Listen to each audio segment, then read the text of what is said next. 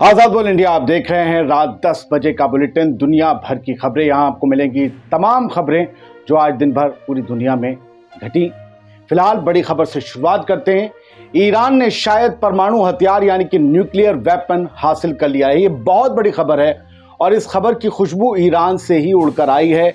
Iran की parliament के national security committee member Javad Karimi Ghadousi ने इस बात की तरफ इशारा किया है कि ईरान ने परमाणु बम तैयार कर लिया है। जरा उनके ट्वीट को देखिए और उनकी इस चुनी हुई लैंग्वेज को देखिए। उन्होंने लिखा हुआ है, if the permission is issued it is 1 week before the first test, यानी इजाजत मिलने पर 1 हफ्ते में पहला टेस्ट किया जा सकता है। बस 1 हफ्ते की जरूरत है, यानी ईरान अब महज 1 हफ्ते के नोटिस पर न्यूक्लियर टेस्ट अंजाम देने के लिए पूरी तरह से तैयार है। साथियों, इजराइल से जारी तनातनी के बीच ये बहुत बड़ी खबर है। देखना है कि इस खबर पर क्या ईरानी हुकूमत भी मोहर लगाती है। लेकिन याद रखिएगा कि आज ही ईरान के सदर, ईरान के प्रेसिडेंट इब्राहिम रईसी पाकिस्तान पहुंचे हैं और पाकिस्तान के पास पहले ही से न्यूक्लियर वेपन ही आप जानते होंगे। जरा जोड़ने की कोशिश कीजिए। चलिए, खबर डेवलप होते ही आपको और अपडेट्स देंगे इस बारे में। फिलहाल आगे बढ़ते हैं। ईरान और इजराइल में चल रहे तनाव के बीच आज 22 अप्रैल को ईरान के राष्ट्रपति, ईरान के सदर सैयद इब्राहिम रईसी पाकिस्तान पहुंचे। यहां उनका लाल कालीन बिछाकर, रेड कारपेट बिछाकर इस्तकबाल किया गया, वेलकम किया गया उन्हें। ये किसी ईरानी सदर का 8 साल बाद पहला पाकिस्तान दौरा है। दौरे के पहले दिन ईरानी सदर ने पाकिस्तान के वजीर आजम शहबाज शरीफ साहब से मुलाकात की।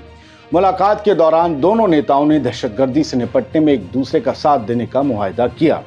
साथ ही दोनों लीडर्स ने ईरान और पाकिस्तान के बीच बिजनेस बढ़ाने को लेकर भी बात की, उस पर सहमति जताई।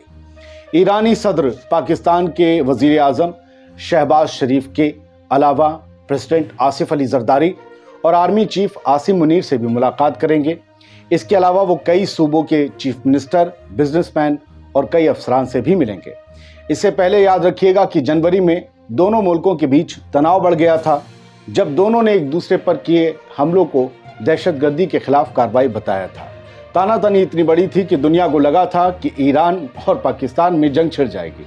उधर एक्सपर्ट्स मानते हैं कि वेस्टर्न देश, वेस्टर्न मुल्क यानी कि पश्चिम, आप माने पश्चिम और खासकर अमेरिका, ये कभी नहीं चाहेगा कि पाकिस्तान और ईरान कभी करीब आए। और जो भी मुल्क ईरान के करीब जाता है, आप सब जानते हैं कि उस पर अमेरिका की तरफ से दबाव पड़ता है। तो क्या ईरान और पाकिस्तान के बीच की मुलाकात की कड़ी के पीछे चाइना है? चाइना की नज़र बहुत तेज है। बढ़ते हैं आगे और एक और खबर ईरान से ही, और थोड़ी अच्छी खबर है। ईरान और सऊदी अरब के बीच रिश्ते बेहतर हो रहे हैं। इसकी एक वानगी आज देखने को मिली, जब 10 साल के लंबे गैप के बाद ईरान से उम्रा करने के लिए सैकड़ों लोगों का जत्था सऊदी अरब के मक्का शहर के लिए रवाना हुआ। इमाम खुमैनी इंटरनेशनल एयरपोर्ट पर बाकायदा ज़ायरीनों के लिए ऑफिशियल सीइंग ऑफ सेरेमनी का प्रोग्राम रखा गया था। आज से ईरान की 11 हवाई अड्डों से उम्रा पर जाने वाले लोग सऊदी अरब जा सकेंगे। जिन्हें उम्रा के बारे में जानकारी नहीं है, सबको नहीं होती, वो ये जान लें कि एक तीर्थ यात्रा होती है मक्का की, हज के अलावा वो उम्रा कहलाती है और ये साल भर होती है। ये साल भर होती है। हज के दिनों में बाहर के लोगों को आने की मनादी होती, सिर्फ हाजी आते हैं। मशहद के इंटरनेशनल एयरपोर्ट से भी आज से सऊदी अरब के लिए पहली उड़ान शुरू हो गई है।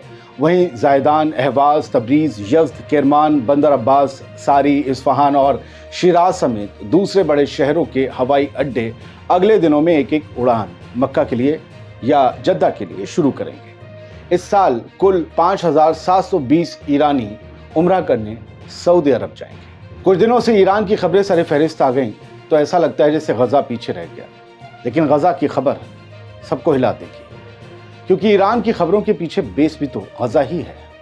जैसे जैसे गज़ा से इजराइल की फ़ौज बाहर निकल रही है, वैसे वैसे जुल्म और जेनोसाइड के सबूत निकल कर सामने आ रहे हैं। गज़ा के खान यूनिस शहर में नासिर मेडिकल अस्पताल के कैंपस में 4 सामूहिक कब्रें यानी कि मास ग्रेव मिली हैं, जहां पर एक साथ कई लोगों को दफनाया जाता है। उन्हें सामूहिक कब्र कहते हैं। पहली कब्र से 180 बॉडीज बरामद की गई हैं, 180। वहीं 3 और कब्रों से अब तक 100 बॉडी बरामद हुई हैं। पिछले 2 महीनों से ये सभी लोग लापता बताए जा रहे थे। इलाके में इजरायली फौज जमी हुई थी। फौज बाहर निकली तो फौज बाहर निकलने के 2 हफ्ते बाद खुदाई शुरू हुई और ये बाहर निकलना शुरू हुई लाशें, जिनकी तादाद अभी और बढ़ सकती है क्योंकि कब्रें खोदने का काम जारी है, लगातार जारी है। कई जगह लाशें मिल रही हैं। सप्रेस्ड न्यूज़ ट्विटर हैंडल या सप्रेस्ड NWS ने इसे शेयर किया और एक डेटा लिखा। ये 2 जगह का डेटा है। उन्होंने लिखा कि खान यूनिस में नासिर मेडिकल अस्पताल से लगभग 300 शहीद बरामद किए गए, जिनकी डिटेल्स कुछ इस तरह हैं। सबकी बॉडी लगभग पूरी तरह से ख़राब हो चुकी है। कुछ का सिर काट दिया गया, कुछ के इंटरनल ऑर्गन्स गायब थे।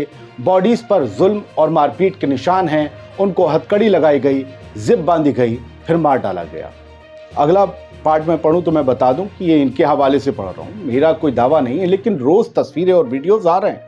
रोज न्यूज छप रही है, उसे कौन झुटला सकता है। उधर इसी ट्विटर हैंडल ने अल शिफा मेडिकल कॉम्प्लेक्स से अब तक कुल 400 शहीदों की बॉडीज बरामद होने का दावा किया और उनकी डिटेल्स कुछ इस तरह है कि पूरी तरह से सारी बॉडीज सड़ चुकी, जिप उनके हाथों में बंधी हुई, जिप प्लास्टिक वाली हथकड़ी आप समझ लीजिए, और उसके बाद उन्हें मारा गया। आप अगर जिप बांध रहे हैं इसका मतलब है कि आप उन्हें कैद करके मार रहे हैं और ये अपराध है, ये कत्ल है। कुछ को टैंकों ने कुचल दिया। सोचिए जरा, ये कौन करता है? ये तो आईसिस के लोग करते थे। और इन सब के खिलाफ मारपीट के निशानात मिले, नाखून खींचे गए, दांत टूटे मिले। इनके साथ जिंदगी के आखिरी पलों में क्या वहशियाना हरकतें हुई होंगी साथियों, ये हम और आप तसव्वुर भी नहीं कर सकते, अंदाजा नहीं लगा सकते। 7 अक्टूबर को इजराइल और हमास के बीच जो कॉन्फ्लिक्ट शुरू हुआ था, उसमें मरने वालों की अब तक तादाद फिलिस्तीन में, गजा में 34,097 हो चुकी, जबकि 77,000 के करीब लोग जख्मी हैं। ये एक सच्चाई है जिसे ना मैं, ना आप, ना दुनिया मुंह मोड़ सकती है। हम अपनी खुली आंखों से, अपनी याददाश्त में, अपनी जिंदगी में वो जेनोसाइड देख रहे हैं जिससे कमतर जेनोसाइड हम पढ़ते आए थे और उसे गाया जाता था कि हमारे साथ ये हुआ, वो हुआ। वही लोग आज फिलिस्तीनियों के साथ जेनोसाइड कर रहे हैं। सोचिए, दुनिया के खलीफा, इंसानियत के कहते हैं ना परस्तार, ये सब चुप है। आगे बढ़ते हैं। इजराइल ईरान में तनाव जारी है। इस बीच अब से कुछ घंटे पहले इजराइल के हमदर्द अमेरिका के मिलिट्री अड्डों पर बड़े हमले हुए हैं। सीरिया में अमेरिकी फौज के 2 ठिकानों पर 7 मिसाइल और ड्रोन से अटैक किया गया। अल अरेबिया की रिपोर्ट के मुताबिक यह हमला इराक से किया गया। इराक की सिक्योरिटी फोर्सेस के मुताबिक अमेरिका के मिलिट्री बेस पर निनिवे इलाके से रॉकेट दागे गए। रिपोर्ट्स ये बताती हैं कि यह हमला इराक में ईरान समर्थित ग्रुप कातिब हिजबुल्लाह या कताइब हिजबुल्लाह ने किया है, जो इराक से अमेरिकी फौज को बाहर खदेड़ना चाहता है। कताइब कहें या कातिब कहें, दोनों ही तरीके से लोग बुलाते हैं, जैसे हिजबुल्लाह, हजबल्ला, इस तरीके से भी लोग बुलाते हैं। बहुत से लोग जो टोकते हैं, उन्हें याद रखना चाहिए कि जैसा वो बोलते हैं, जैसा वो सोचते हैं, जैसा वो पढ़ते हैं, ज़रूरी नहीं वैसा सब लोग पढ़ते, सोचते या बोलते होंगे। इरना में छपी रिपोर्ट के मुताबिक इतवार की रात 4 मिसाइलों ने अल उमर ऑयल फील्ड बेस पर हमला किया, जबकि 3 मिसाइलों और 1 ड्रोन ने खरब अल जिर बेस को निशाना बनाया। दोनों फैसिलिटीज नॉर्थ ईस्ट सीरिया में मौजूद हैं। अमेरिका के बेसिस पर लगातार हमले बढ़ना ये बताता है कि सभी लोग ये चाहते हैं कि इस रीजन को अमेरिका पूरी तरीके से खाली कर दे। ये ग्रुप्स चाहते हैं। आगे बढ़ते हैं। अब बात करते हैं लेबनान के हिजबुल्लाह की, जिसने इजराइल को बड़ी चोट पहुंचाई है। ईरान की सरकारी न्यूज़ एजेंसी इरना की खबर के मुताबिक लेबनान के रेजिस्टेंस मूवमेंट हिजबुल्लाह ने यह दावा किया है कि उसके लड़ाकों ने मुल्क के साउथ के हिस्से में एक ज़ायनी ड्रोन को मार गिराया, और ये उस ड्रोन की तस्वीरें हैं जो आप देख रहे हैं।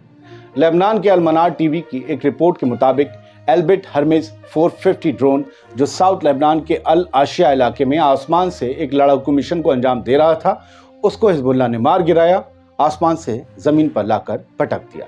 अब आज की एक और बड़ी खबर, इजरायली फौज के, इजरायली आर्मी के, IDF के खुफिया विभाग के जो चीफ हैं मेजर जनरल एहरोन हलीवा, उन्होंने इस्तीफा दे दिया है। उन्होंने 7 अक्टूबर को हुए हमास के हमले को नाकाम ना कर पाने की जिम्मेदारी ली और अपने पद से, अपनी सीट से, अपने ओहदे से इस्तीफा दे दिया। वो ऐसे पहले सीनियर अफसर हैं जिन्होंने 7 अक्टूबर के हमले को नाकाम ना कर पाने की जिम्मेदारी लेते हुए इस्तीफा दिया है। सेना ने, IDF ने एहरोन हलीवा के इस्तीफे को मंजूर कर लिया है। उम्मीद ये जताई जा रही है कि अभी बहुत से बड़े ऑफिशियल्स इजराइल की आर्मी के इस्तीफा देंगे, क्योंकि हवा निकल गई मोसाद, शिन बेत, इन सब की और बाकी आर्मी वगैरह की कि वो इन हमलों को रोक नहीं पाए। इसके अलावा बेंजामिन नेतन्याहू पर भी इस्तीफा देने का प्रेशर पड़ रहा है। हर रोज़ हज़ारों की तादाद में इजरायली सिटीजन सड़कों पर निकलते हैं और नेतन्याहू से गद्दी खाली करने की मांग करते हैं। कहते हैं कि फ़ौरन इलेक्शन देश में होने चाहिए और हॉस्टेज डील को अंजाम दिया जाना चाहिए। उम्मीद करते हैं इस छोटे से वीडियो में दुनिया भर की बड़ी हैपनिंग्स, खास तौर से मिडिल ईस्ट की हैपनिंग्स आपको मिल गई होंगी, जो आपके लिए वैल्यूएबल होंगी। कल फिर 10 बजे मिलेंगे। आज़ाद बोल इंडिया देखते रहिए। ये QR कोड है, आप सपोर्ट कर सकते हैं हमें। एक टीम को बनाने की कोशिश कर रहे हैं। चैनल छोटा है, सपने बड़े हैं, कोशिशें बड़ी हैं, आगे ले जाना है, साथ चाहिए होगा। शुक्रिया।